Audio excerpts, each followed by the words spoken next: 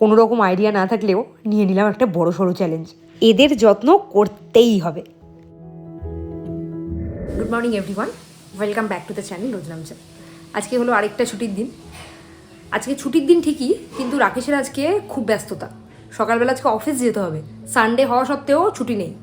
আসলে আজকে ওদের কোর্টে, হাইকোর্টের জাজ আসবে বলে ওদের কারোর ছুটি নেই।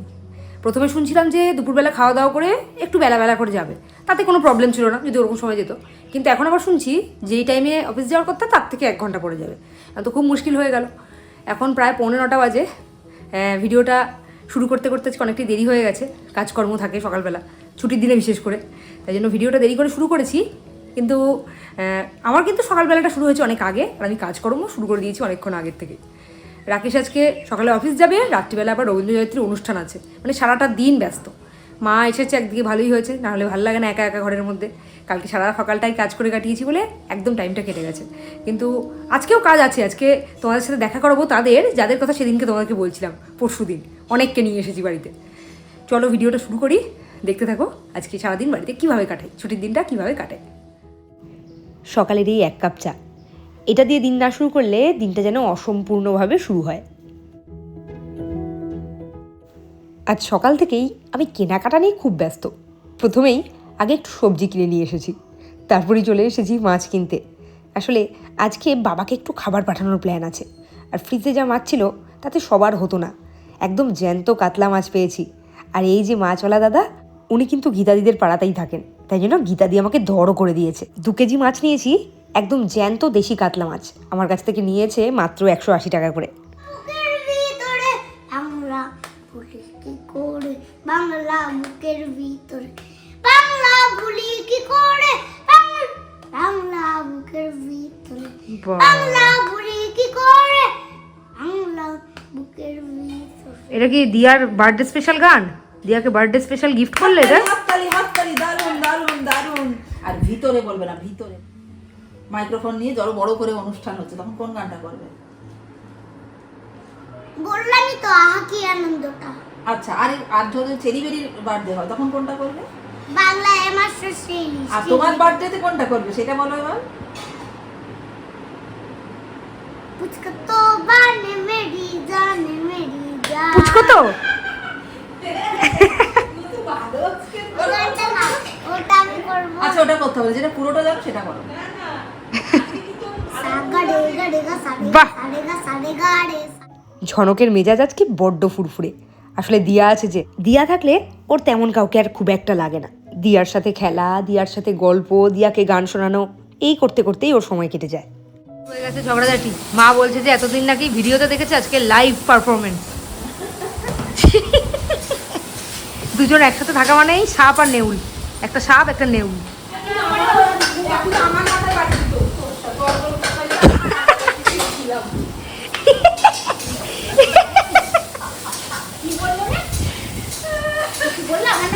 না, তোমাকে বলেনি, আমাকে বলেছে। শিবানিদি তো সকাল থেকেই কাজ করছিল, গীতাদি আসার সাথে সাথেই বাড়ির পরিবেশটা একদম চেঞ্জ হয়ে গেল। মানে সবাই হেসে হেসে একেবারে অস্থির। এখানে চলছে পটিং এর কাজ, সবে শুরু হয়েছে। এই যে আমার হেল্পিং হ্যান্ড, আমাকেই দাও। এই যে আরেকজন, এই আরেক হেল্পিং হ্যান্ড। যাচ্ছি না, পারবে না, এটা বড়দের কাজ, বড়দের কাজ। দে অল্প অল্প অল্প অল্প অল্প। হ্যাঁ, গাছের ব্যাপারে আমার নলেজ খুবই সামান্য। তোমাদের জানা থাকলে এই গাছগুলোর নাম আমাকে বলো। ওই 1-2টোর নাম আমি জানি, কিন্তু ওই নার্সারিতে গিয়ে যে কটা গাছ পছন্দ হয়েছে তুলে নিয়ে চলে এসেছি। কেমন করে যত্ন করব, কিভাবে রাখতে হবে এদেরকে, কিচ্ছু জানি না, কিন্তু চেষ্টা করব এদেরকে যত্ন করার। তোমাদের সাথে পরিচয় করিয়ে দিলাম সেই সব সদস্যদের, যাদেরকে আমি পরশুদিন নিয়ে এসেছিলাম আমার বাড়িতে, খুব আদর করে যত্ন করে। সারাদিনের বদনটা কেউ দেখতে পাবে না, এখন একটু দেখে নাও, যে বেরোচ্ছে, রবিবার দিন অফিস করতে যাচ্ছে। কেউ বলবে এটা সরকারি চাকরি, প্রাইভেটের ওপর, মানে প্রাইভেটের বাবা। রবিবার দিন নাকি সে এখন অফিস যাচ্ছে, ব্যাগপত্র গুছিয়ে, টিফিন গুছিয়ে, রোজকার মতো। রোজের থেকে 1 ঘন্টা পরে বেরোচ্ছে, 1 ঘন্টা 8 ঘন্টা পরে বেরোচ্ছে, 10:30 বাজে।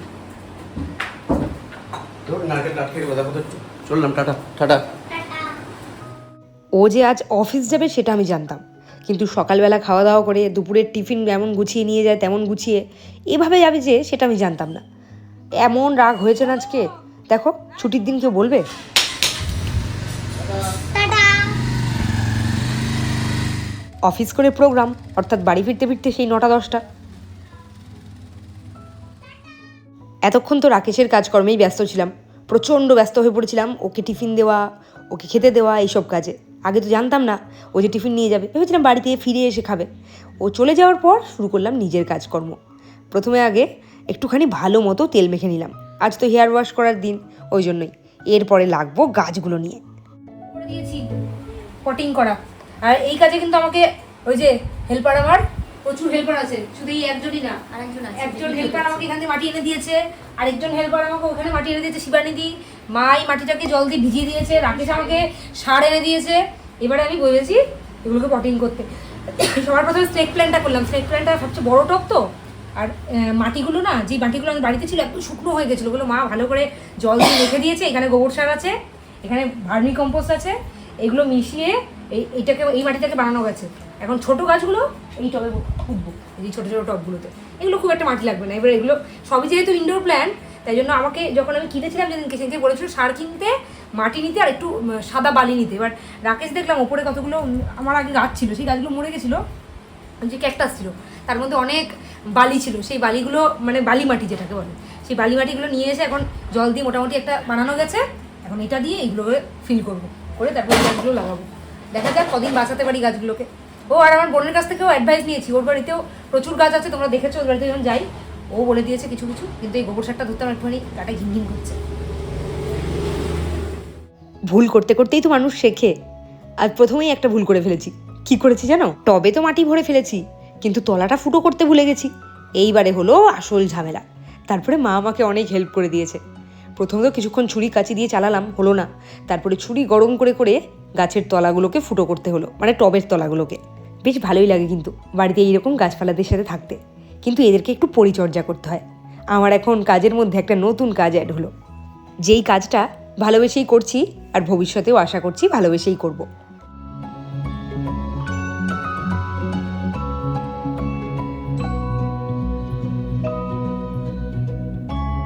পয়সা দিয়েছে।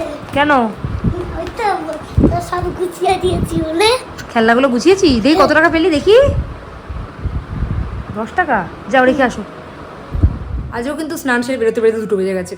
বাড়ির সব থেকে যে ছোট সদস্য তাকে, আর বাড়ির সবচেয়ে বড় সদস্য তাকে আগে খেতে দিয়ে দেবো, তারপরে আমি আর মা পরে আস্তে আস্তে গল্প সারতে সারতে খাবো।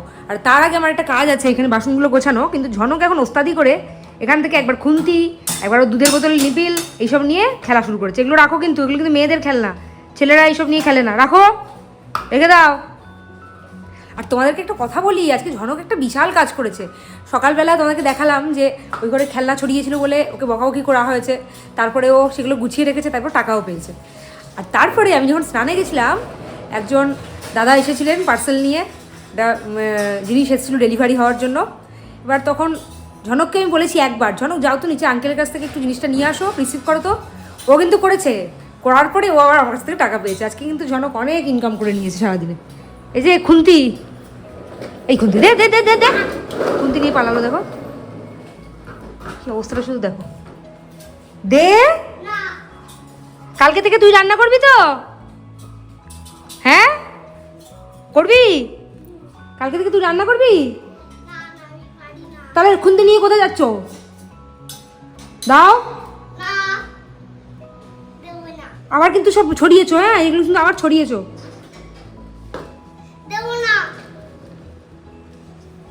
খাওয়া দাওয়া হয়ে গেছে আমাদের, ঝনককে শুইয়ে দিয়েছি। এখন আমি আর মা ঝনককে লুকিয়ে লুকিয়ে কি খাচ্ছি দেখো। কালকে রাত্রিবেলা খেতে পারিনি, ওকে কিন্তু বলেছিলাম যে আজকে ওকে দেবো, কিন্তু এইসব জিনিস না বাচ্চাদেরকে যতটাই কম দেওয়া যায় ততই ভালো। যখন চাইবে, খুব বায়না করবে, তখন দিলাম ঠিক আছে, কিন্তু নিজের থেকে কখনো দিই না। এগুলো খাওয়ানো মানে বিষ খাওয়ানো, হঠাৎ করে ঠান্ডা লেগে যেতে পারে, পরীক্ষা চলছে, ওই জন্য ওকে দিইনি। ওকে ঘুম টুম পাড়িয়ে দিই। এখানে আমি আর মা বসে এখন আইসক্রিম খাচ্ছি। অরুণ আইসক্রিম তো আমার বরাবরই খুব প্রিয়। রাস্তায় বেরোলেই অরুণের স্টল কোথায় আছে খুঁজতে থাকি। আর এই আইসক্রিমটা বিশেষ করে কি ভালো লাগলো খেতে। গতকাল যেহেতু পড়তে যাওয়াটা হয়নি, আজকে একটু পড়তে নিয়ে যাব। আর মা এখন বাড়ি চলে যাচ্ছে। ঝনক শুনে সে কি চিৎকার, তারপর ওকে বোঝানো হয়েছে মা আবার ফিরে আসবে। রাকেশের তো প্রোগ্রাম আছে, অফিস করে সোজা প্রোগ্রামে গেছে। সকালে তোমাদেরকে বললাম যে গিফট একটা কার্ড দিয়েছি, ওটা নাকি thank you for the gift. এখন রেডি হয়ে গেছি আমরা, সবাই রেডি হয়ে বসে আছি। যে ভ্যান কাকুকে বলা হয়েছিল, উনি এখনো ফোন ধরছেন না, আসছেন না। মা আবার বলছে ট্রেনে চলে যায়, ট্রেনে যাওয়া মানে এখান থেকে কতটা হাঁটতে হবে, আর ঝনকের পড়ার ব্যাগটা যা ভারী, তাই এখনও ওয়েট করছি, দেখি আর একটু ওয়েট করি, আর 10-15 মিনিট। রাকেশের প্রোগ্রাম আছে, প্রোগ্রাম করে যখন ফিরবে তখন ওর সাথে ফিরবো, ইচ্ছে তো আছে তাই, যদি তাড়াতাড়ি হয়ে যায়, দেখা যাক কী হয়। এই যে সারাদিন হাতে একটা না একটা খেলনা ওর লাগেই, হাতটা কখনো ফাঁকা রাখা যায় না ওর। অনেকক্ষণ ওয়েট করার পর শেষমেশ 3 জনে মিলে স্টেশনের উদ্দেশ্যে রওনা দিলাম। ঝনক কিন্তু আজকে সারাটা দিনই আছে খুব ফুরফুরে।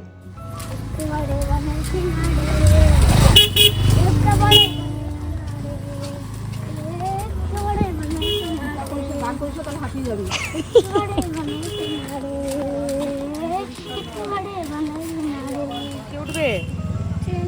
হ্যাঁ, ট্রেনে করে কোথায় যাচ্ছ? কি করতে? বাবা, পড়তে যাচ্ছ ট্রেনে করে আজকে? বাইকে করে যাও, আজকে ট্রেনে করে যাচ্ছ? আমরা ট্রেনে করে সব জিনিসপত্র কিনে নিয়ে এলাম, এদের অনেক কিছু এনেছি কিনে, আর অনেক কিছু আছে যেখানে প্যাকেট। আর এসে দেখছি আমাদের আগে এই নিয়ে এসে হাজির, তাও একটু আমাদেরকে নিতে গেল না, খেটে খেটে এলাম, রাস্তা দিয়ে আসছে। বাবা জীবন শেষ আমাদের। লাকি বাম্বু গাছ বাঁচানো খুব কষ্টের, মানে একে পরিচর্যা করা, হ্যাঁ একে পরিচর্যা করা খুব কষ্টের। গাছগুলো একদিনের মধ্যেই পাতা হলুদ হয়ে গেছিলো, একদিন না 2 দিনে, কালকে তো আনিনি, পরশু দিন এনেছি।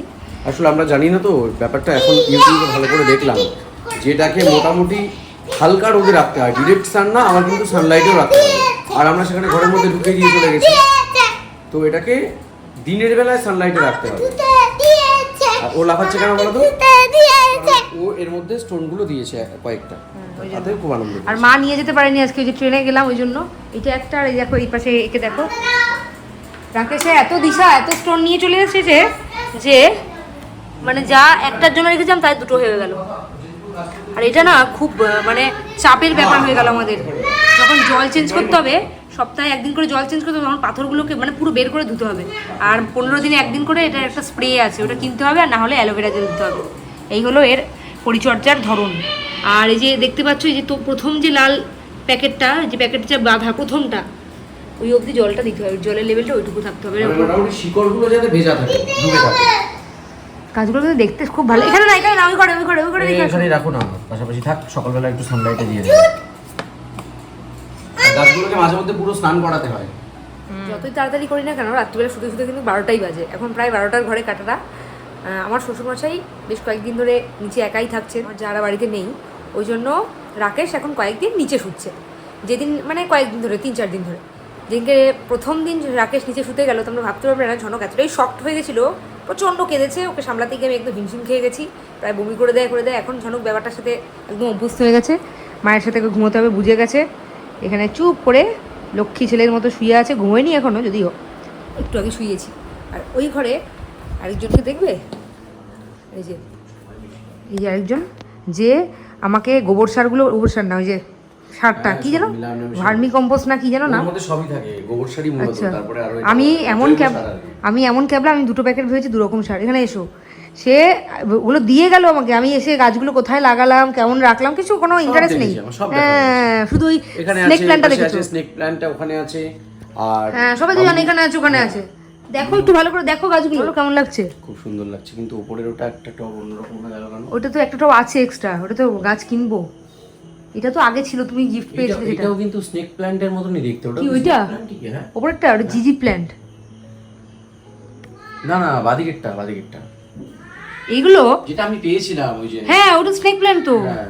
ওগুলো ছোট স্নেক প্ল্যান্ট, ওগুলো দাম বেশি, ওগুলো 300-350 টাকা করে দাম নেয়। রুম আমাকে সেদিনকে বললো এইটা, তারপর ওই ঘরে যেন পেয়েছিলাম ওটা একটা অন্য অনুষ্ঠান থেকে, এইটাও পেয়েছিল, ওই যে ঘরে ছোট্ট একটা রেখেছি, ওইটাও পেয়েছিল। এগুলো এত দাম না, এগুলো আমাদেরকে আচ্ছা, তোমাকে একটা জিনিস বলি, আজকে এদেরকে আমি ভালো করে জল দিয়ে স্নান করিয়েছি। এগুলো এখন এদেরকে স্নান করালেই হয়ে যায়, এরা বেশি খাবার টাবারও চায়। হ্যাঁ, চায় না, কিন্তু এখন বেশ বারান্দাটা সুন্দর লাগছে না?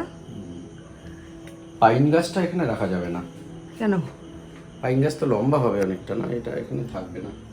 ওপরে তুলে দেবো না, আমার অনেক প্ল্যান আছে, দাঁড়াও ঘুরে আসি, অনেক প্ল্যান আছে, সেসব তোমাকে পরে বলবো। তখন তোমাকে ওইগুলো ভাগাতে হবে, ওই জিনিসগুলো, ওই কোনা জিনিসগুলো ভাগাতে হবে। ভাগাবো, সব তো ভাগাবো, বাড়ির মধ্যে জিনিস তো রাখতেও হয়। সে ভেতরে সবচেয়ে বাড়ি তোমার পরিষ্কার শোনো থাকে, মানুষ না শোনো একটা কথা বলি, তোমার বাড়িতে তোমার বাড়ির মতো স্টোর রুম মনে হয় কারোর বাড়িতে নেই, স্টোর রুমে রেখে আসবে। ওরকম মনে হয়। হ্যাঁ, হ্যাঁ, ব্যাগ এই ব্যাগটা একদিন গুলো একদিন সব সবাইকে store room এ দেখাবো, রেখে আসবে। একদিনকে সবাইকে দেখাবো ওই ব্যাগটা রাখার জায়গা আছে, একদিন সবাইকে দেখাবো আমাদের বাড়ির স্টোর রুমের জায়গা, মানে স্টোরের পরিমাণটা কতটা। দিন ধরে ঝনকের মুখ থেকে কেউ গুড নাইট শুনতে পাচ্ছে না, তাই জন্য সবার খুব মন খারাপ। ঝনক বলে দাও দেখি, ঝনক। ঝুমকুটাও কি রাগ করলো নাকি? কেন রাগ করেছে? রাগ করিনি। তাহলে চুপ করে আছো না? আজকের মতো গুড নাইটটা বলো।